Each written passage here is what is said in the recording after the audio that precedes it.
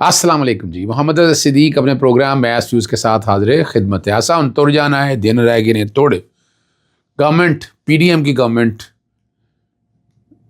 مصیبتوں میں، مشکلوں میں، اور جو کالک ملنی تھی وہ کالک مل لی ہے۔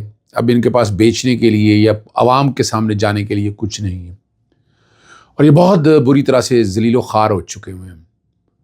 ادھر آپ نے دیکھ لیا، یہ مولانا فضل الرحمان بڑے آسن طریقے سے اپنا موقف پیش کرتے ہوئے انہوں نے ایم کیو ایم کے ساتھ بھی بڑا زبردست طریقے سے سارا معاملہ کیا، اور سردار ایاز صادق کیا کہنے والے ہیں آنے والے دنوں میں، کیا وہ رول پلے کرنے والے ہیں؟ اور نواز شریف اپنے پارٹی رہنما سے ملاقات کیوں نہیں کر رہے؟ اور مسلم لیگ نون والے پھنس کیوں رہے ہیں؟ پھر جناب justice Yahya Afridi, chief justice supreme court, جو جونیئر تیسرے نمبر پہ تھے، وہ انہوں نے بھی ایک فیصلہ کیا ہے، وہ اس پہ گفتگو کرتے ہیں۔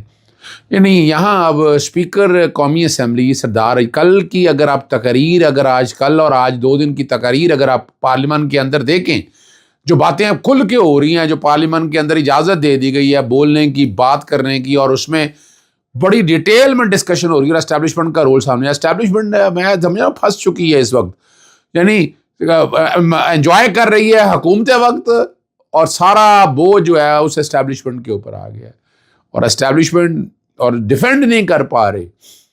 اور یہاں کئی دفعہ ہم نے دیکھا ہے کہ ویگو ڈالے والے کون سے ذاتی طور پر استعمال ہوتے ہیں، الزام وہاں بھی لگتا رہا ہے، لیکن یہ تو اسٹیبلشمنٹ کو سوچنا ہے۔ اسٹیبلشمنٹ نے اپنے جو کارڈ ہیں سارے، وہ صحیح طرح سے نہیں کھیلے ہیں، میرا نقطہ نظر، اور بڑا کلیئر ہوں اس حوالے سے، اور اب فیس کرنا پڑے گا۔ لیکن چیزیں ریورسل کی طرف جا رہی ہیں، اور اس کا فائنل رزلٹ کیا آئے گا وہ آنے والے دنوں میں اندازہ ہو جائے گا۔ کیا اسپیکر ایاز صادق واقعی ایک بہترین کردار ادا کر سکیں گے، آپس میں سیٹل ڈاؤن کر سکیں گے چیزوں کو؟ یہ دیکھنے کی بات ہے۔ ایاز صادق جو پہلا اوپینین رکھتے تھے، اگر وہی اوپینین رکھیں تو دیر از ایوری پاسبلٹی۔ اب سردار ایاز صادق پہ سب کو یقین ہے یا نہیں ہے، یہ جو کہ ایک اسپیکر ہے، اسپیکر کو تو نان پارٹیزن ہونا چاہیے، لیکن یہ کام تو بنیادی طور پر آپ کے وزیر اعظم کو سامنے آنا ہے، وہ جو چھپ کے بیٹھا ہوا ہے، جو ڈر کے بیٹھا ہوا ہے، جو نظر ہی نہیں آ رہا۔ اور کہاں گیا نواز شریف؟ وہ نواز شریف کدھر گیا؟ اس کو نکالے نہ باہر، وہ تو اپنی پارٹی رہنماؤں سے ہی ملاقاتیں نہیں کر رہے، کیوں؟ ٹھیک ہے نا جی، کہ شریف خاندان نے نواز شریف کے سیاسی بیانات اور سیاسی ملاقاتوں پر پابندی لگائی ہوئی ہے۔ یعنی ابھی آپ اندازہ لگائیں کہ نواز شریف کہاں ہے، کہیں نظر ہی نہیں آتا۔ شہباز شریف بھی دیکھے چھپ کے کسی کونے میں بیٹھا ہوا ہے، اور آپ سب نے یہ سارا کچھ نوٹ کر رہے ہیں۔ رانا احسان جو ہے نا، منصور علی خان کے پروگرام میں بری طرح سے پھنس گیا رچرڈ کارنیل کے بیان کے اوپر نا، کہ فری عمران خان، تو اس پہ ایبسولوٹلی ناٹ لکھنے کا بڑا مزیدار مقام آیا۔ انہوں نے سے کہا کہ جناب آپ یہاں موجود ہیں، فون اٹھائیں، اور رچرڈ کرنیل کے ٹویٹ کے کو کوٹ کر کے نا، یعنی اس کے اوپر کوٹ کرنے کے بعد لکھیں ایبسولوٹلی ناٹ، اور پھر ہم نے دیکھا کہ ٹانگیں اور زبان کانپنے لگ گئی۔ یعنی آئے نا، پھر فرنٹ پہ آئیں، سامنے کھل کے بات کریں آپ۔ جیو تو بڑی بری طرح سے پھنس گیا، بھگت رہا ہے وہ جیو۔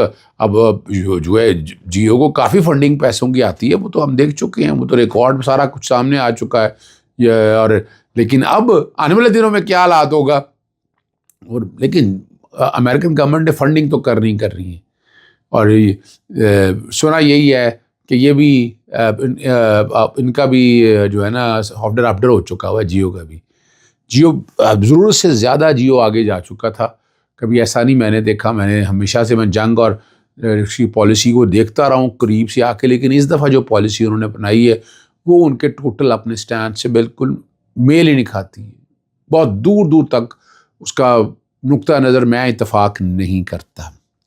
ٹھیک ہے نا جی، اور یاد رکھیے گا، ادھر جیسا گھٹیا کیس کی بنیاد ڈالنے والے خاور مان کا بھی جو ہے نا، جو خاور مان کا، اور انہوں نے امریکہ میں ہونے والی ہم جنس پرستی پر آواز تو اٹھانی ہے۔ ہم جنس پرستی پر قوم لوط کے حوالے سے ہمارا دین بڑا کلیئر ہے، اور ہم کوئی بھی سپورٹ نہیں کرتا ہے LGBTQ کو، سوال ہی پیدا نہیں ہوتا۔ میرا جسم میری مرضی کے حوالے سے ہم لوگوں نے بڑی وضاحت کے ساتھ یہ چیزیں اٹھائی ہوئی ہیں، اس پہ نقطہ نظر بہت کلیئر ہے، بڑا کلیئر ہے، بڑا واضح طور پر ہے۔ تو خاور مان کا جو ہے نا، جو جس طریقے سے ذلیل کیا، ذلیل و خوار ہوا، ابھی بھی شرم اور حیا نہیں ہے۔ شرم اور حیا ہو تو آرام سے گھر بیٹھے ہو۔ چلے کوئی بات نہیں ہے. اور ابھی اس وقت دیکھیں عمران خان کتنا اہم ہے کہ کوئی بھی انٹرنیشنل صحافی اینکر فرد ہو جو عمران خان کے حوالے سے رپورٹ یا پوسٹ کرے تو راتوں رات شہرت کی بلندیوں تک پہنچ جاتا ہے. رچرڈ گرنیل کا جو ہے نا وہ آپ صرف یہی دیکھ لیجئے گا 3 ٹویٹس جو ہے نا وہ ملینز میں چلی گئی جن پر صرف اتنا ہی لکھا تھا فری عمران خان. یعنی اس کی پذیرہ ہی دیکھیں عمران خان سے شروع ہو کے عمران خان پہ چیزیں ختم ہو رہی ہیں. عمران خان کل بھی اہم تھا, آج بھی اہم ہے اور آئندہ بھی اہم ہوگا. یہ تو لاج یاد رکھی نا, یہ تو ہر ایک ڈفر کو بھی یہ بات سمجھنی تھے اور یہ ڈفر سمجھنے کے لیے تیار بھی نہیں ہے کہ عمران خان کو غیر مقبول کرنے کا ہر طریقہ جو ہے انہوں نے استعمال کر لیا, لیکن وہ پھر بھی دن دگنی رات تگنی جو ہے نا چگنی ترقی شہرت کی بلندیوں پر عمران خان پہنچ چکا ہوا ہے. اور عمران خان دوسری جو بات ہے ٹویٹر ہینڈل پہ بڑی باتیں ہو رہی ہیں کہ عمران خان کا ٹویٹر ہینڈل, دیکھیں عمران خان ٹویٹر ہینڈل جہاں بھی استعمال ہو رہا ہے وہ سامنے ہے. تجاویز اس میں آ رہی ہیں کہ نہیں اس کو وہاں کی بجائے پاکستان لایا جائے. پاکستان تو آپ نے حالات خود دیکھ لیے کہ یہاں تو ٹویٹ کرنا ناممکن سی بات ہے. یہاں پر فائر وال لگا ہوا ہے اور ٹویٹر کو بین کیا ہوا ہے. ٹویٹر کو بین ہے سیکٹری انٹیریئر کا فروری کا ہے. آج ہم 1 سال ہونے کو آ جائیں گے, منہ دکھانے کے لیے ہمارے پاس جگہ نہیں ہے. یہ والا معاملہ دیکھنا چاہیے. لیکن ٹویٹر ہینڈل جس طرح عمران خان کا چل رہا ہے وہ آپ لوگوں کے سامنے, کتنی ملین ریویوز جاتے ہیں. عمران خان کا جہاں کہیں نام آتا ہے آپ اس کے رزلٹ سارا دیکھ لیتے ہیں. آخر میں بات کر لیں جسٹس یحییٰ افریدی صاحب کی. سینیورٹی میں 3رے نمبر پہ تھے لیکن چیف جسٹس آف پاکستان ہے. اور انہوں نے بھی اضافی نوٹ لکھ دیا ذوالفقار علی بھٹو صاحب کا جو ہے نا ریفرنس والا معاملہ. یہ ایڈوائزری جورسڈکشن ہے, یعنی اس سے کوئی یعنی آپ کو سیٹ اسائڈ نہیں کر سکتے چیزیں, یاد رکھیے گا جی. انہوں نے کہا جی مجھے سابقہ چیف جسٹس قاضی فائزی صاحب سمیت دیگر ججز کے, اور انہوں نے کہا کہ انہیں نوٹس جو ہے نا اضافی نوٹس جو ہے نا اضافی نوٹ وہ پڑھنے کا اتفاق ہوا. اور جسٹس منصور علی شاہ کے نوٹ کے حوالے سے پھر وہ ذکر کرتے ہیں اپنا کہ اس سے ایک حد تک اتفاق کرتا ہوں. ریفرنس میں دی گئی رائے میں کیس کے میرٹ کو کسی حد تک بات کی گئی ہے. اب یہ بڑی زبردست بات ہے. انہوں نے لکھا کہ 186 جو ایڈوائزری جورسڈکشن ہے سپریم کورٹ کی دائرہ اختیار رکھتی ہے, تاہم فیئر ٹرائل کے سوال پر فیصلے کے پیراگراف سے اتفاق کرتا ہوں. اور انہوں نے کہا میں اس نتیجے پر پہنچا ہوں کہ ذوالفقار بھٹو کے اس میں ٹرائل کورٹ اور ایپلیٹ عدالت نے فیئر ٹرائل کے تقاضوں کو پورا نہیں کیا. آج ہم اتنے عرصے بعد آ کر اپنی تاریخ اور ہماری جوڈیشل ہسٹری ٹھیک کر رہے ہیں تو لگے تو جناب چیف جسٹس صاحب یہ بھی ہسٹری ٹھیک کر دیں.